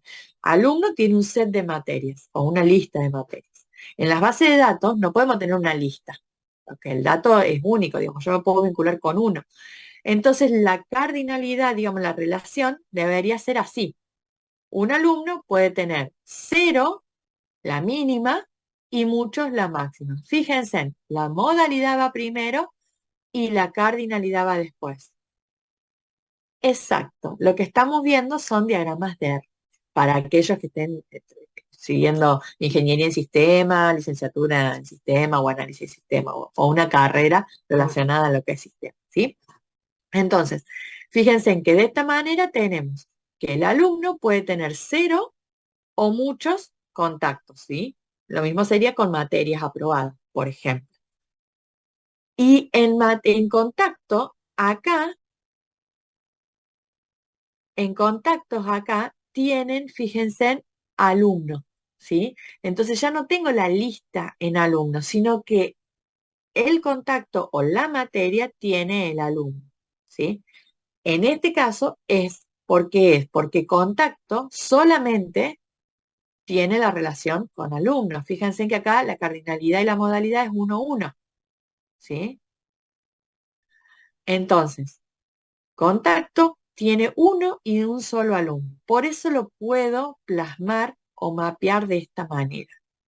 No podría hacer lo mismo con el ejemplo que nosotros tuvimos en la primera clase.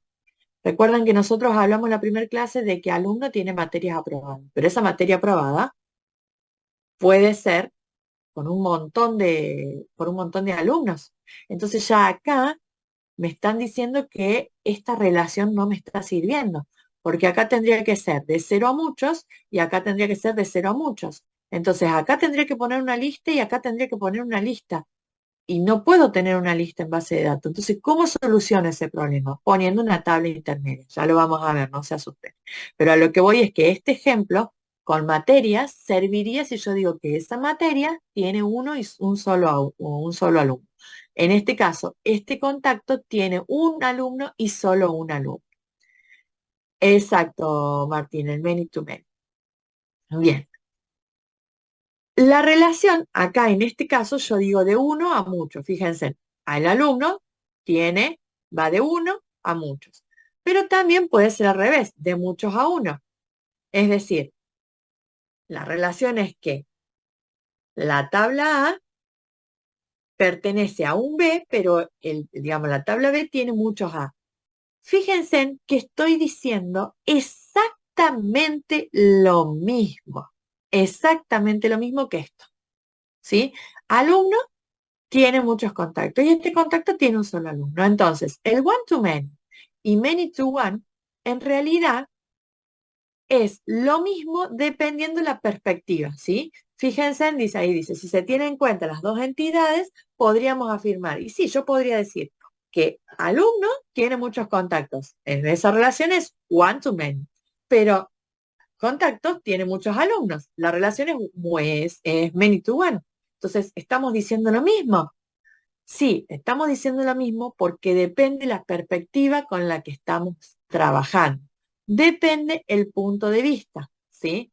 Entonces, la relación de las entidades puede llamarse de una u otra forma dependiendo cómo lo esté viendo yo o cómo lo esté leyendo yo. Entonces, ojo, tengan en cuenta eso, ¿sí?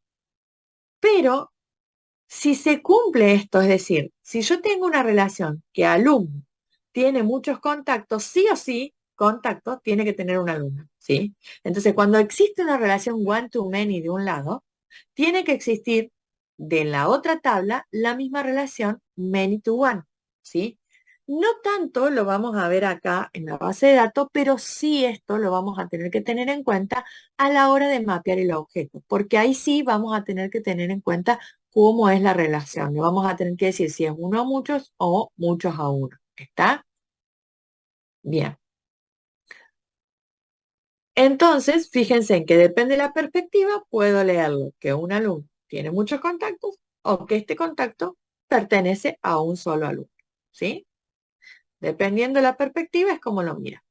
Ahora vamos a esta relación, la many to many, porque ¿qué pasa cuando un alumno puede tener muchos contactos y ese contacto a su vez puede ser el contacto de muchos alumnos? La relación sería many to many. Entonces, visualmente tendríamos, fíjense, esta relación no es posible realizarla en el modelo relacional. ¿Por qué? Porque necesito muchas foreign key. Y la foreign key es única, ¿sí? Se relaciona con un solo registro de la otra tabla. Entonces, ¿cómo lo podemos implementar? Se puede implementar mediante el one-to-many, pero haciendo una tabla intermedia, una entidad intermedia. ¿Cómo lo vamos a ver en lo que es la gráfica? ¿Sí? Ahora, acá en realidad lo que les dice es que hago la tabla intermedia y esa tabla intermedia relaciona la foreign key de uno con la foreign key del otro. Vamos a verlo en relación.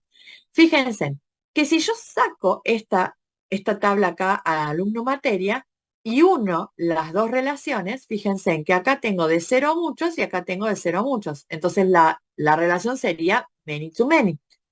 Pero para poder hacerlo en el modelo relacional tengo que tener esta clave intermedia en donde la relación va de uno a muchos y de muchos a uno. Esta relación, si no la tengo, no puedo mapear la relación many to many en base de datos, ¿sí? Entonces, cuando yo diga, por ejemplo, un alumno puede tener muchas materias aprobadas. Si esa materia aprobada puede estar aprobada por muchos alumnos. Sí o sí, tengo que tener una tabla alumno materia aprobada. Y ese alumno materia aprobada me dice, bueno, este alumno tiene esta materia. Y en este caso, estaríamos rompiendo la relación many to many y haciendo dos relaciones one to many. ¿Se entiende por qué hay que romper?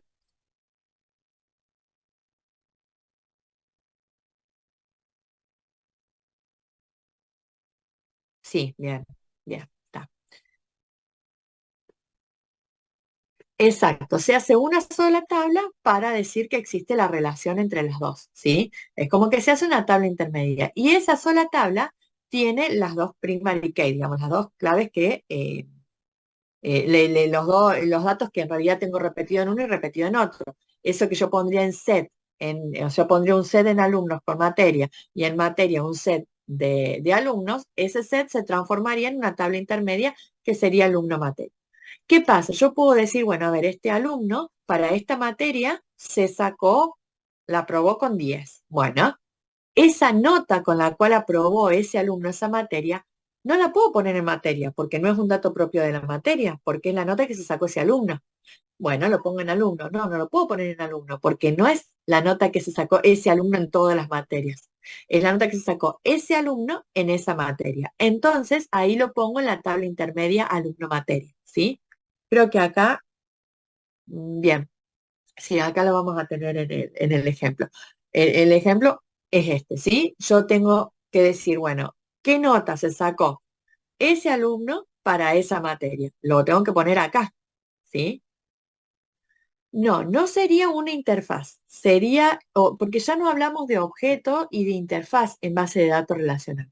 En base de datos relacional hablamos de tablas, ¿sí? Es la tabla que tenemos intermedia.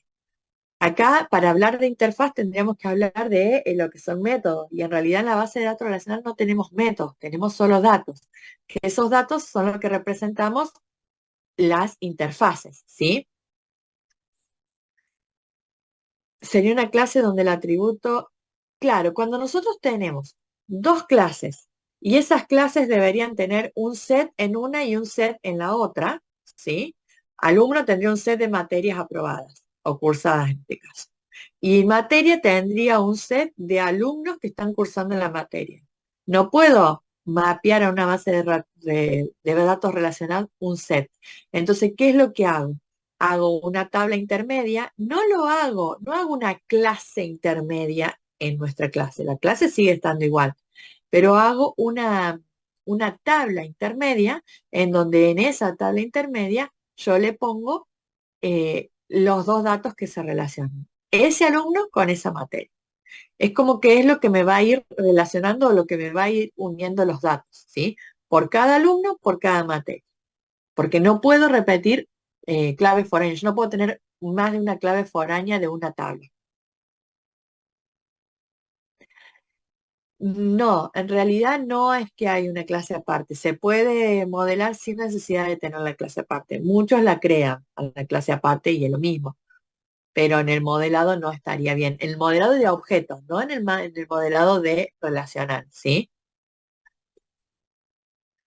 Sí, no es que esté mal, Guillermo. Muchos, y me hago cargo, hacemos esa clase intermedia para que sea más fácil después la mapeada a la base de datos relacional. Pero en el modelado, quizás, si nos basamos en las reglas de UML y todo eso, deberíamos no tener la tabla intermedia es para la base de datos relacional, no es para el modelado orientado a objetos. Pero bueno, uno lo hace para eso es lindo Spring, exactamente, Francisco. Te facilita la vida el Spring, pero bueno, no va a estar dentro del curso Spring. En JPA se crea automáticamente, exacto, porque cuando trabajamos con JPA estamos trabajando con algo, es un API que lo que hace, justamente, lo vamos a ver, lo que hace es mapear el objeto a base de datos relacional. Nosotros nos olvidamos de hacer el cambio acá, ¿sí? Pero sí ustedes tienen que ver, porque ¿qué pasa? Si tenemos que arreglar algo y tenemos que ir a la base de datos, vemos que la base de datos no es lo mismo que lo que nosotros tenemos en el objeto. Entonces, en el programa, en el diseño del sistema, entonces nosotros decimos, ¿y cómo se vincula esto? Bueno, de esta manera, con estas relaciones, vinculamos una cosa con la otra, ¿sí? Bien. Entonces, como resumiendo en sí, podemos decir que todo nuestro sistema se puede relacionar, se puede persistir o se puede guardar en una o en varias bases de datos relacionales, dependiendo cómo nosotros la armemos a esa base de datos. Y tenemos que tener en cuenta para poder hacer la base de datos, todo lo que nosotros tenemos en objeto, cómo hacer la base de datos de ese objeto, ¿sí? De esos objetos. No va a ser exactamente lo mismo, ¿sí? No vamos a poder decir, estos objetos que tengo acá es la misma base de datos que tengo acá, no. Una cosa es objeto, el paradigma objeto, y otra cosa es base de datos relacional. Lo que nosotros vamos a hacer es un intermedio, ¿sí? Para que estos objetos pasen a ser esta base de datos relacional, ¿sí? Esa parte la vamos a ver la clase que viene. ¿Qué es lo que vamos a hacer ahora? Vamos a ver cómo creamos la base de datos, cómo creamos el modelo y cómo armamos estas relaciones que vimos ahora, ¿sí? Para eso, lo que les voy a pedir es que, no sé si ya lo instalaron o no, yo les pasé el Workbench, ¿sí? Vamos a ir al Workbench. ¿Por qué les muestro el Workbench? Porque en la actividad de esta clase, ustedes lo que tienen que hacer es modelar una solución para un problema, ¿sí? Primero vamos, vamos a la actividad, para que ustedes vean de qué estoy hablando, ¿sí? Esta, vamos acá. Nosotros vamos a la actividad de la clase 5, ¿sí? Acá, esta es la actividad que nosotros tenemos. Ahí. Sí, esta es la actividad que nosotros tenemos de la clase 5, ¿sí? Es el modelado de datos. Nos da un- una pequeña noción de lo que es el sistema que tenemos que desarrollar. No se asusten porque esto no lo tenemos que hacer en objeto, lo tenemos que pensar como base de datos relacional, ¿sí? Lo que nos dice ahí es que tenemos que hacer un sistema para la búsqueda y contratación de personas que ofrecen servicios, ¿sí? Entonces, prestadores de servicios profesionales, casistas, maquilladoras, etc. ¿El sistema qué debe hacer? Debe administrar, dice, de la plataforma nuevos servicios. O sea, ya nos está diciendo muchas veces la palabra servicio. O sea que sí o sí vamos a tener que tener un objeto servicio. Si tenemos un objeto servicio en base de datos relacional, necesitamos tener un lugar para persistirlo. O sea que tenemos que tener una tabla servicio. Dice que podrán ser prestados a los consumidores de servicio. O sea que ya sabemos que acá tenemos otra clase. Consumidor de servicio, que sería el cliente, ¿sí? El servicio está formado por un conjunto de tareas a realizar. Ya tenemos acá otro objeto. Nos dice que el servicio está conformado por tareas. O sea que también deberíamos tener una clase tarea, ¿sí?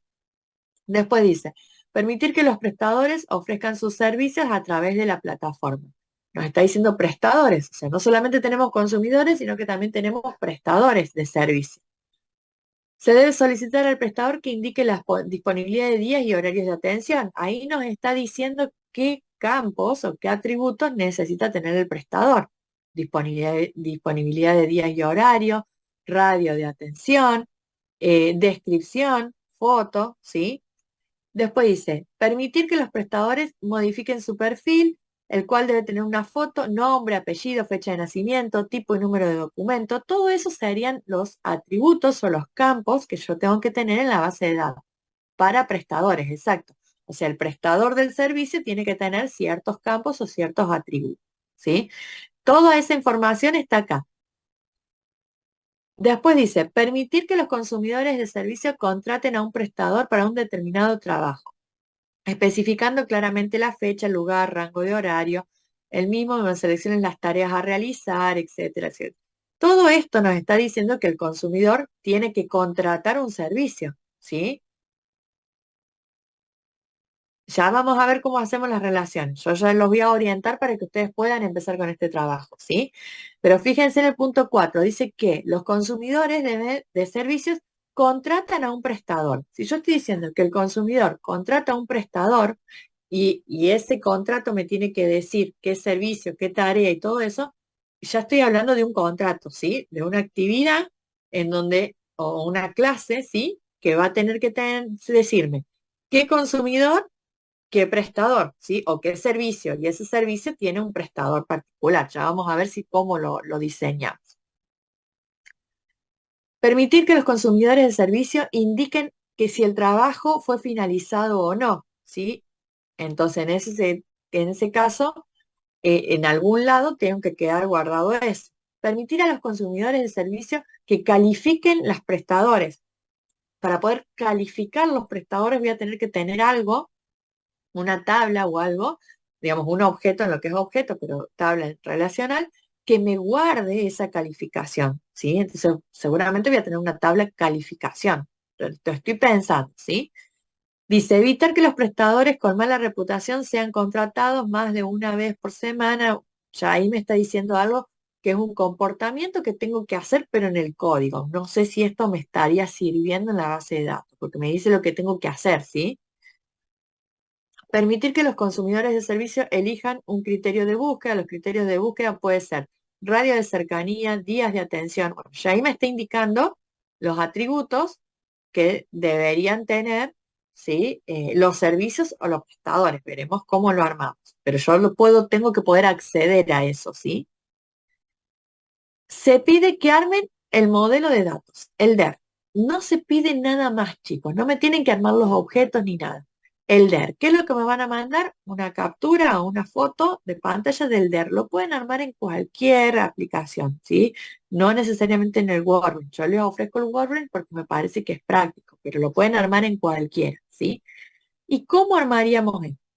Bueno, vamos al WordPress. El WordPress, lo primero que me dice es que yo tengo modelos, ¿sí? Ustedes van a tener esta pantalla que van a empezar acá con las conexiones a MySQL, pero eso no me interesa. Lo que me está interesando ahora es esto, es el modelo o el DER.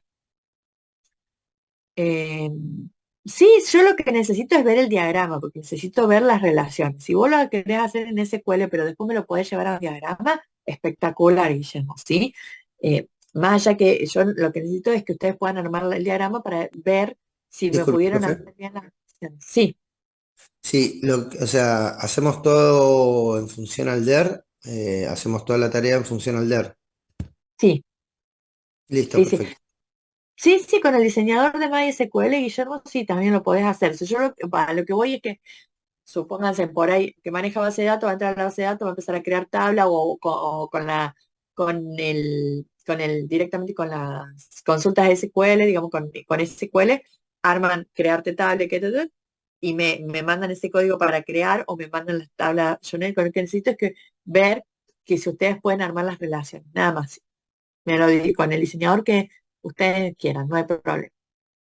En MySQL Workbench ustedes crean un nuevo modelo, ¿sí? Ahí con el más. Y acá lo que me dice es el nombre del modelo, acá tengo el diagrama y acá voy armando las tablas, ¿sí? Lo que tendríamos que hacer es ponerle un nombre al modelo, por ejemplo, actividad 5, ¿sí? Le vamos a poner actividad 5. Bien. Y acá puedo ir agregando las tablas. ¿Nosotros qué dijimos? Que las tablas tenían que ser. Fíjense que cuando pongo agregar tabla, me va agregando, hago doble clic y me va agregando tablas, ¿sí? Y estas tablas son genéricas. Esas tablas tienen un nombre. El nombre sería el nombre en el que nosotros le pongamos también al objeto. Dijimos que vamos a tener, por ejemplo, servicio, ¿sí? Entonces acá le pondría servicio, ¿sí? Esa tabla de servicio, ¿qué columnas va a tener? Dijimos que sí o sí vamos a tener que tener un ID. Y ese ID, ¿qué tipo tiene que ser? Acá es donde yo les digo que ustedes tienen un montón de tipos de datos diferentes, ¿sí? Cada uno de estos es para algo en particular. Manéjense siempre con datos primitivos. ¿Por qué? Porque cuando modelemos de objeto a base de datos, si no tenemos los datos primitivos, ahí se nos va a complicar. Y fíjense en que automáticamente cuando yo puse la palabra ID, el mismo WordPress o el mismo motor de base de datos me dice que es un primary key, que es not null, ¿sí? Lo que puedo hacer es agregarle que sea autoincremental, ¿está? Ese servicio, aparte de tener un ID, va a tener una denominación o un nombre del servicio. Varchar significa que va a ser un string y este 45 es el largo que va a tener. Si yo le puedo poner que va a tener 255, ¿está? Yo le puedo decir que puede ser not null y puedo decir que esta denominación puede ser única. ¿Por qué puedo decir que esta denominación puede ser única? Y porque no quiero que se repitan dos servicios con el mismo nombre, para poder elegirlo, ¿sí? Entonces, esto es lo que ustedes me van a tener que ir armando. Entonces, también aparte del servicio, puedo decir que tengo un prestador, ¿sí? La tabla 2 sería el prestador, este prestador del servicio, también voy a tener un ID, ¿sí? Va a ser entero, va a ser autoincremental, voy a tener un nombre o una denominación. Bien, bueno, y ahí los datos que yo quiera o que necesite. Estas tablas, yo tengo que armar el diagrama. ¿Para qué? Para poder hacer las relaciones entre las tablas. Entonces, voy a ir a agregar un diagrama y acá tengo el diagrama. ¿Cómo hago para trasladar estas tablas? Fíjense en que acá tengo la actividad, tengo las tablas y yo puedo ir arrastrando las tablas. Cuando arrastro la tabla, fíjense en que yo acá tengo índices que automáticamente ya me está diciendo cuáles serían los índices. Recuerdan que nosotros dijimos que automáticamente la primary key ya es un índice, pero yo también le podría agregar, si quiero, le podría agregar que quiero algún index más, ¿sí? Pero antes de eso vamos a hacer cómo vamos a vincular prestador con servicio, por ejemplo. Tenemos varias maneras de hacerlo. Lo podemos hacer por código directamente, creando acá el campo, diciendo que es una clave primaria, o directamente lo que puedo hacer es, acá tengo, fíjense, tengo todas las relaciones, uno a uno, eh, uno a muchos, ¿sí? Entonces yo directamente puedo decir, bueno, a ver, el prestador va a prestar muchos servicios. Entonces la relación es uno a muchos. Es del prestador. Ay, perdón, ahí me hice doble clic en porque no vi que tengo marcado. Yo digo, el prestador, hago clic, ahí me quedó marcado, y hago clic a qué tabla la voy a relacionar, ¿sí? Con servicio. Fíjense en que automáticamente, no solo que me crea la relación, sino que también me crea acá el int, que es la clave foránea. Si yo me voy a la tabla prestador, le hago doble clic, fíjense en que acá tengo servicio ID como un entero, me dice que no puede ser nulo porque es una clave foránea, y si veo acá, ahí está, porque ahí, listo, corrí la parte del zoom porque me estaba tapando.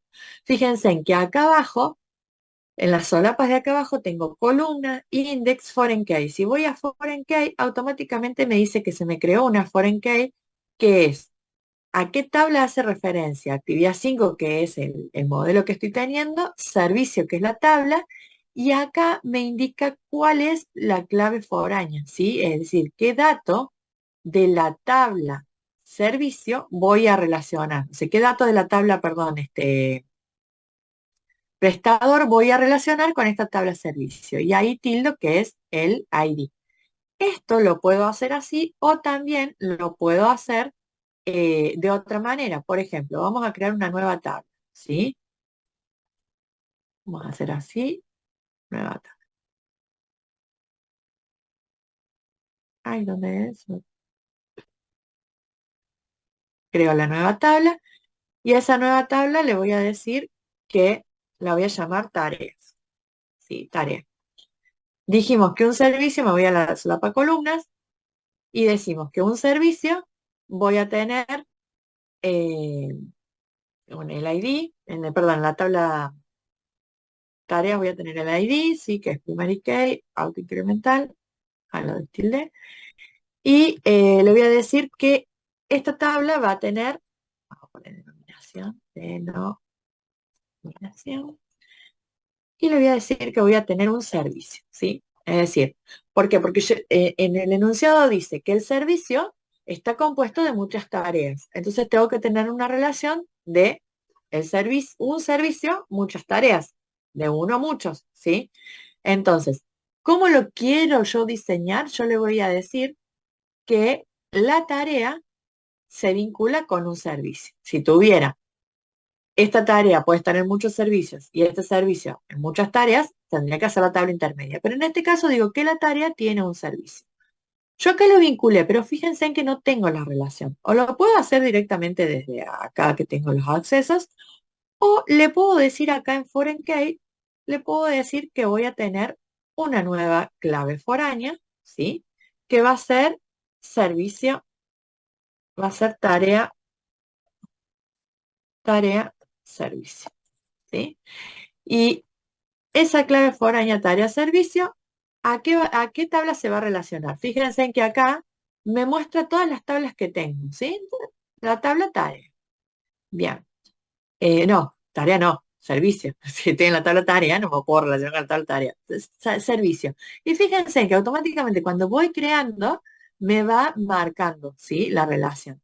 Y fíjense en que ahí todavía no me la marco con puntos. ¿Por qué? Porque no le especifique qué atributo va a ser el que va a vincular a la tabla servicio.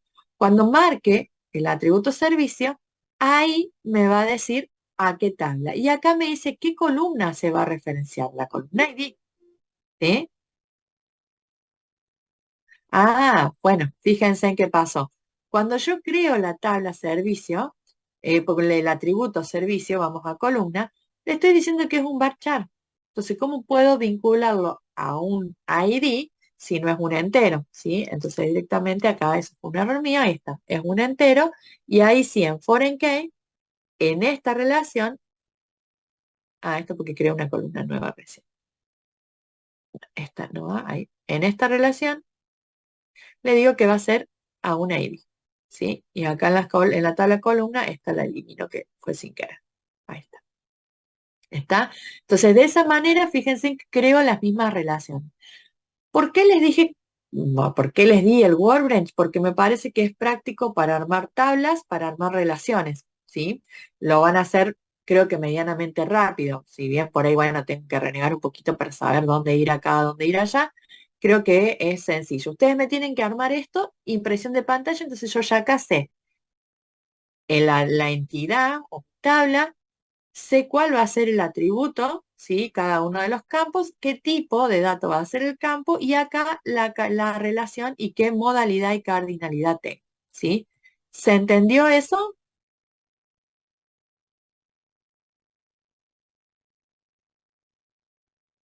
Sí, bien, está, perfecto. Bueno, ¿cuál es la idea? La idea es que ustedes manejen las bases de datos, puedan resolver un problema creando, ¿sí? Creando el modelado relacional. La clase que viene lo vamos a crear al modelado, pero lo vamos a crear de manera objeto, ¿sí? No tanto, no de la parte relacional, sino más pensándolo en objeto y viendo cómo desde Java voy a modificar mi base de datos y voy a crear todo esto desde Java, ¿sí? Dudas, consultas, preguntas sobre lo que vimos, si se entendió, si quedaron dudas.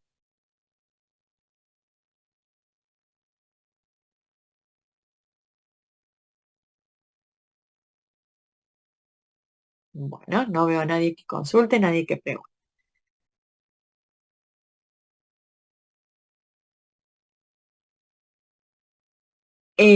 Dante, ¿vos me estás hablando del trabajo práctico integrador o de la tarea 5? En la tarea 5 no tenemos incidente ni especialidad. Eso lo tendríamos en el trabajo práctico integrador. Y sí, vamos a necesitar tener la tabla especialidad, vamos a necesitar tener la tabla incidente o reclamo, ¿sí? Pero eso no lo vamos a, o sea, no armen la tabla en sí, porque lo que ustedes van a tener que hacer en el trabajo práctico número 5, perdón, en el trabajo práctico integrador lo que van a tener que hacer es armar el objeto y mapearlo desde Java a la base de datos. Esto que estamos haciendo en WordPress, yo lo hago ahora para ver si ustedes entendieron las cardinalidades, la modalidad, si saben armar la base de datos, pero no porque lo hagamos de esa manera, lo vamos a hacer en objeto. Sí, para el trabajo práctico 5 mandan la captura. Marcelo, vi que levantaste la mano, no sé si respondí o no.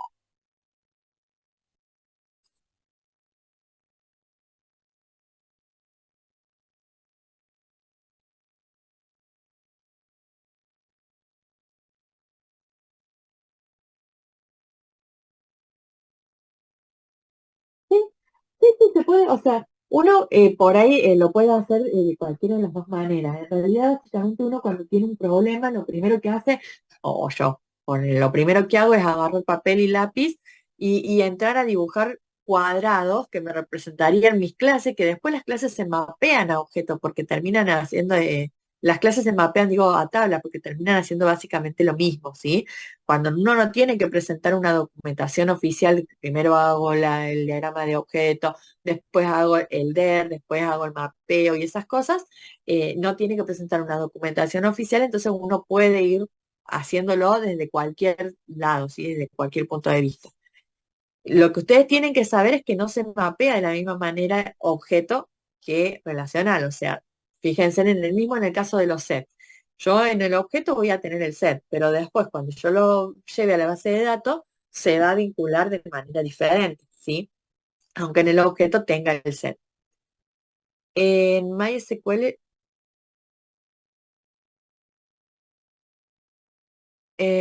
no sé si se puede hacer en la página de MySQL, eso creo que sí.